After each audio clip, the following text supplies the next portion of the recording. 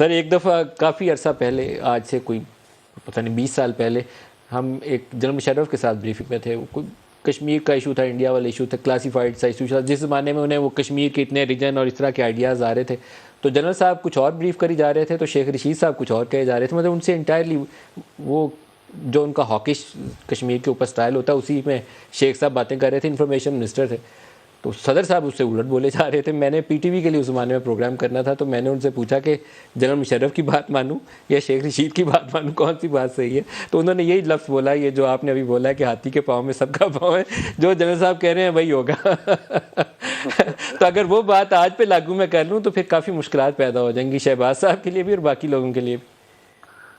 जी बिल्कुल दुरुस्त है, ये ऐसे ही होगा। मुश्किलात पैदा हो जाएंगी और वो मुल्क के लिए मुश्किलात होंगी। सिर्फ ये मेरा ख्याल है मौजूदा गवर्नमेंट है शहबाज शरीफ साहब के लिए नहीं होगी। जगहसाई तो पहले भी बहुत हो चुकी है। अब अगर चंद चीथड़े हमारे जिस्म पे बाकी रह गए हैं तो वो भी शायद ये तूफान उड़ा के ले जाएगा। फिर हम दुनिया के सामने बिल्कुल अलफ लंगे खड़े होकर नजर आएंगे, जिसकी कोई अपनी कोई एंटिटी नहीं है। वो एक बनाना रिपब्लिक बन के नजर आएगा अनफॉर्चुनेटली। आपको लगता है कि इस हद तक ये क्योटिक सीन पैदा हो जाएगा? क्योंकि मुझे लगता है कि एक न्यूक्लियर पावर जो बिल्कुल इकोनॉमिकली डिफ़ॉल्ट के बहुत करीब है, डिफ़ॉल्ट होगा नहीं, आई एम श्योर कि नए आर्मी चीफ के बाद ये जो हमारे एड पैकेजेस फ्रेंडली कंट्री से अरबों से रुक गए हैं ना, कतर से, सऊदी अरब से, यूएई से, ये भी थोड़ा सा मामला आगे बढ़ेगा। हमें गुंजाइश मिल जाएगी, ब्रीथिंग स्पेस एटलीस्ट जरूर मिल जाएगी इस अपॉइंटमेंट के बाद जो रुक गई है इस वक्त फॉर द टाइम बिंग। तो आपको लगता है कि हमें सूट करता है? इतने सेंसिबल लोग नहीं है हम, नवाज शरीफ, इमरान खान, जो बाकी हमारे इस्टेब्लिशमेंट के और बाकी चीदा अहदों पे बैठे लोग हैं, वो इस कदर सेंसिबल नहीं है कि बैठ के इसको सॉर्ट आउट कर लें कि ये हमारे लिए वायबल ऑप्शन नहीं है क्या उसको और बढ़ाना?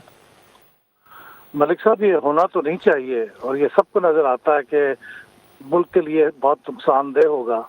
लेकिन हमने जौहरी ताकत होते हुए बहुत से ऐसे काम किए हैं जिनको हम पीछे मुड़ के देखते हैं तो बड़ी हैरत होती है कि हम ये काम कर सकते हैं। इसी जौहरी मुल्क का आईएसआई का चीफ, एक पुराना आईएसआई का चीफ, वो किसी को के जरिए पैगाम वजीर आजम को भेजता है, एक बिल्कुल प्राइवेट सिटीजन को, एक मशहूर और मारूफ और मुतमव्वल ठेकेदार को, कि आप जाके उन्हें कहें कि वो मुस्ताफ़ी हो जाए। और वो पैगाम लेके आते हैं और वजीर आजम को बताते हैं और वजीर आजम तस्दीक भी करते हैं वाकई ये पैगाम आया होता है।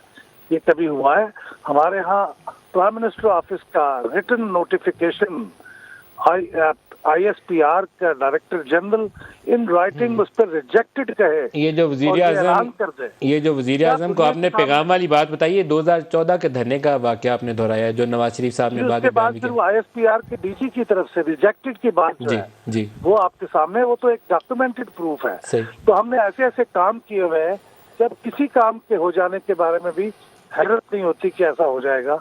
अल्लाह करे ऐसा ना हो, लेकिन कुछ भी मुमकिन है।